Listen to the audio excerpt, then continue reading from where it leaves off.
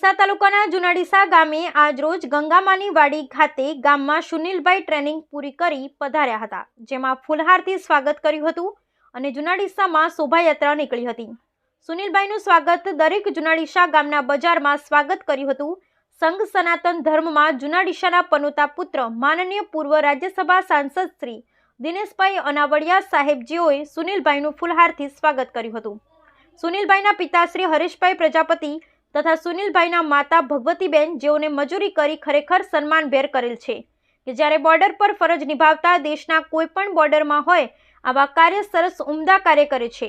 જ્યારે સત સનાતનના ધર્મના પ્રમુખ દિલીપભાઈ બ્રહ્મભટ્ટ તથા ભાજપના દરેક કાર્યકર્તાઓ સુરેશભાઈ પઢિયાર, હસમુખભાઈ મોદી, કનુભાઈ કોતરવાડિયા, નરસિંહભાઈ પ્રજાપતિ, જયેશભાઈ દેસાઈ, પસાભાઈ ઉજિયા, પશાભાઈ કોતરવાડિયા વિગેરે ગામના દરેક સમાજના ભાઈઓ, જૂના ડીસામાં દરેક કાર્યકર્તા ભાઈઓ બહેનો દરેક હાજર રહ્યા હતા। બ્યુરો રિપોર્ટ ઈશ્વર માજીરાણા, જૂના ડીસા।